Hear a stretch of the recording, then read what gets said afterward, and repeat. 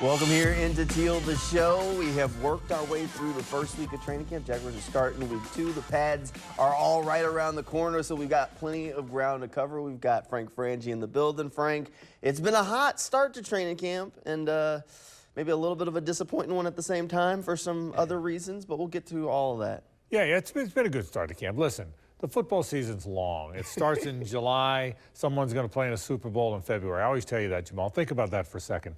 A football season practice starts in the middle of July.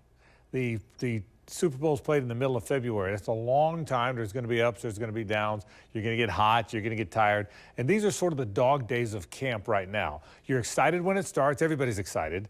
And then you're excited when the games come around, even the preseason games, because Patrick Mahomes in Kansas City's coming to town.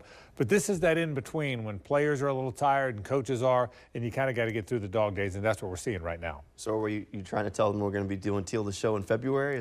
Yes, we are. Late February for all of it. I'm in. Count me in. We'll see what happens. We still got a long way to go. All right, let's talk about what we've seen so far through training camp. Jaguars had a practice today. The pads go on later on this week, but they've worked through a week, and then they had a practice this morning. So far, I think the story is that the Jaguars' offense has not looked crisp. Yeah, I think that's very fair. The story of the camp has been the struggles of the offense. Now, you have to keep that in perspective. It is July, and it is against, we said this the other day on Teal the Show, it's against a defense they haven't seen before. Well, the defense is playing against an offense they're used to. Same offense, same scheme, same players, but the offense has to get used to a lot of defensive stuff, so that's part of it too. I will say this, though. Saturday's practice was really tough now. Today's a little better, but I thought Saturday they struggled. I would think even Doug and Trevor and Press and the people that are having to talk about it are surprised the struggles or they struggled as much as they did. But don't make too much out of it. What they've all said is it's July, there's no pads, you're feeling your way through. I think the offense is going to be fine. And that's overall the sentiment. I got a chance to talk to Mitch Morris on Saturday, and Doug Peterson talked to us today before practice started. Both of them, their message was the same. It's early in camp. There's still a lot to work on, but no need to panic. And these moments are times where we look at it, very critically, of course, but also constructively. So no reason to panic, just opportunities to learn from. If you panic is when you make decisions or you act outside of yourself, and rarely is that constructive. Look, we're 4 days in, and they're going to happen. Typically at this time, you would say defense is probably ahead of the offense. It's always been that way, and any turnovers can be cause for concern, but we continue to coach and teach, and but on the other side of it, that's what you want your defense to do. So I'm kind of stuck in the middle.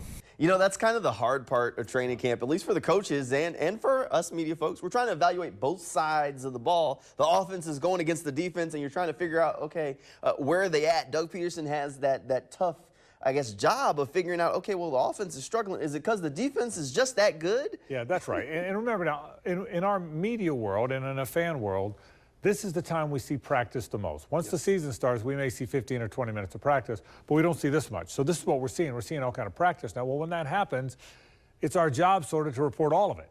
So if it looks good, you report that it looks good. If it looks bad, you report that it looks bad. What they've said is exactly right, though, what Jamal just said. Is it because the defense may be better than people thought? Is the offense struggling a little bit? Is the defense usually ahead of the offense? All true.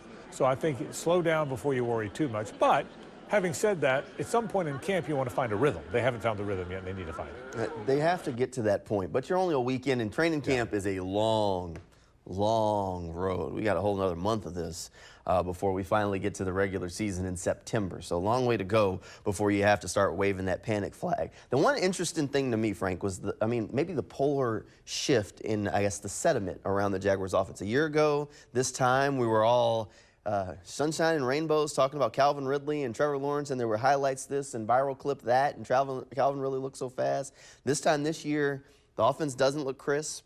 People are worried about what's going on, and Brian Thomas Jr. has been kind of MIA at times. He did make a big play today, but overall, he's had a very quiet camp. Yeah, I think last year, let's be honest, we were all over the moon. The year before had gone so well, such a dramatic win over the Chargers in the playoffs, made the final 8, the Elite 8, if you will, of the NFL. Everybody was coming back, and they were adding Calvin Ridley. We all thought he was having a 1,400-yard season and all these touchdowns. I think from an expectation standpoint, everybody got ahead of themselves. I think this is probably healthier. Nobody's ahead of themselves now. I think let's see how it plays out. And there is a lot of newness on that offense. 2 receivers, Gabe Davis and Brian Thomas Jr., who have to be very important parts. Let it all kind of play out. All right, we've talked a lot about the Jaguars' offense so far. Coming up next after this quick break, we're going to talk more about the Jaguars' defense and what has made them so fantastic to start training camp. That's straight ahead until the show continues. Welcome back here into Teal the Show. It's time to take the turn to the other side of the field. We got to talk about the Jaguars' defense. So Ryan Nielsen is a very easy coach to figure out, Frank.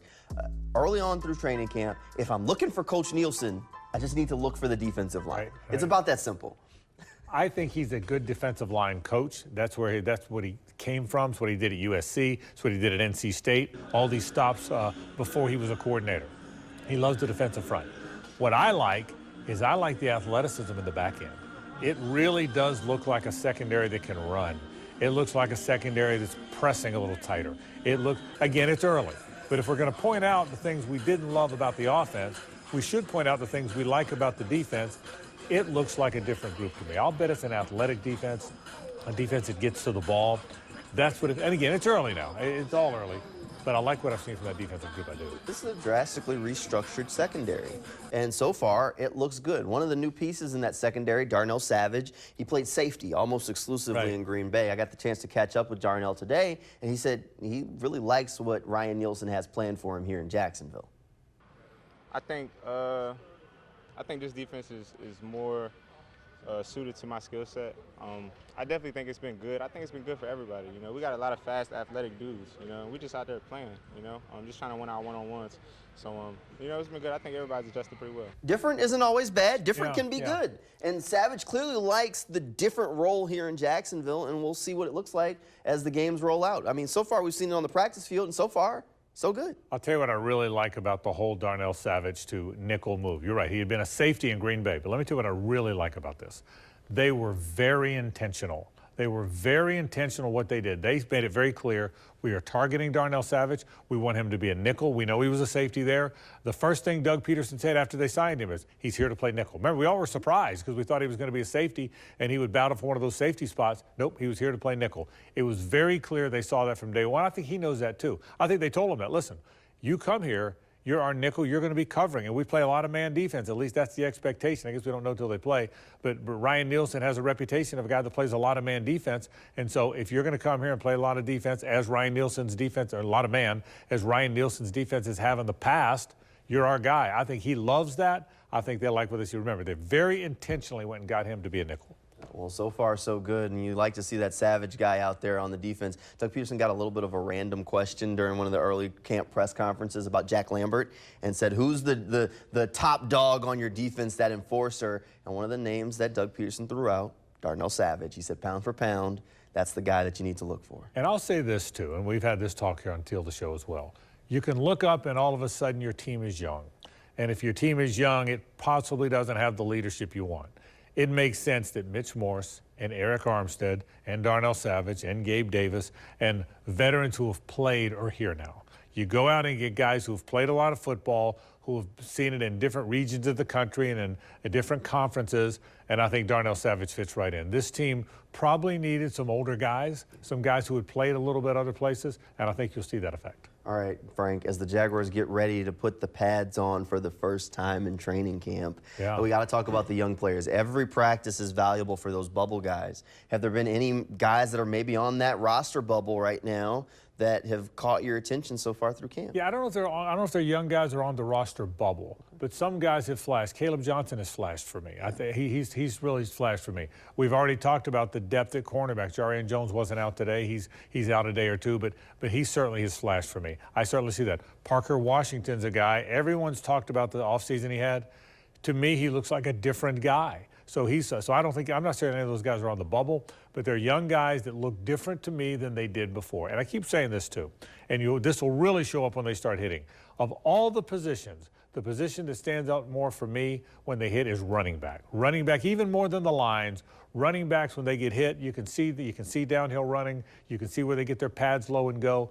And keep an eye on number 4. I just think Tank Bigsby is going to be a really good pro. He's a physical runner. I think you're going to see it this year. He looks focused. It looks like he's ready to have a bounce-back year. There's a glut of talent at the Jaguars wide receiver room. Couple of names I want to get your thoughts on. Tim Jones. Yep. He's been here. He's flashed a couple of times. I've seen him make a couple of big plays. He's a guy I think gets we forget about him, but he always seems to make the roster. Undrafted guy, Joshua Cephas. Yeah, I look, with Tim Jones, you know what he is. Yeah. He's a very good special teams player. He's a very good teammate. He's a physical guy, but he's probably limited a little bit as a wide receiver. This Cephas guy looks really good. Now, we always have the undrafted guy that everybody's excited about, and quite often nothing really happens with that guy once the season gets here. I don't know about this guy, though. It might happen with him. I keep waiting for Josh Cephas to not get my attention. And, man, he keeps getting it. So I'm not a guy, Jamal, that goes over the top for this undrafted guy that everybody falls in love with. I try not to do that. I've done this too long. But I like Josh Cephas now. I like what I'm seeing from him. I think there's something there. I really do. Well, we'll see. Still a long way through training camp. Pads go on. That's when things change a little bit. When I was talking to Mitch Morse, he said, games played in pads. You got to put the pads on and see. He said he wasn't looking forward to that first padded practice, but he did look forward to the locker room after it. He said that's where you can learn a lot about your team. And it's a bonding moment. Yes. I mean, again, football's hard, man. It's hot, and they're hitting, and they're sweating, and it's in the middle of the summer, and you bond a little bit the harder it gets. Yes. And certainly being in pads means it gets harder, which means you bond even more, and I think you'll see that from this team. Man, it has been hot out there. Evan Ingram told us he was going through 2 pairs of cleats. I believe it. Early on during training camp because it was just that hot. We will keep you up with all the coverage throughout training camp as we continue to march closer and closer to the regular season. As Frank told you early on, we got a long way to go. Maybe February. February. Let's plan on February. I'm planning on it. Book them every Monday and Friday. Thank you at home for tuning in with us. Frank, thanks for being here. Good night, everybody. And go Jags.